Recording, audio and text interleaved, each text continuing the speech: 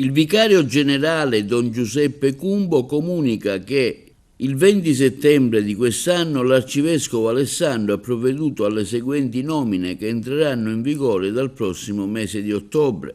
Don Carmelo Davide Burgio, parroco della parrocchia Santi Apostoli Pietro e Paolo di Favara, Don Giuseppe Costanza, parroco delle parrocchie San Giovanni Battista, Beata Vergine di Lourdes,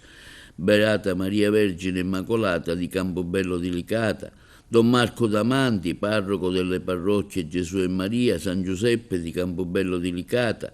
Don Gioacchino Andrea Larrocca, mantenendo il servizio di viceparroco delle parrocchie Maria Santissima Annunziata, Madonna del Carmelo, San Giuliano di Racalmuto, vice direttore dell'ufficio diocesano Beni Culturali Ecclesiastici,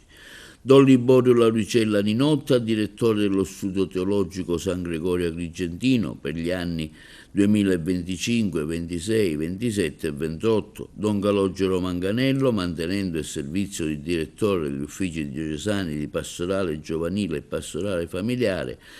parroco della parrocchia San Gerlando Cattedrale di Agrigento, Don Giuseppe Scozzari, parroco delle parrocchie Maria Santissima Annunziata, San Francesco d'Assisi e Sant'Agostino di Naro.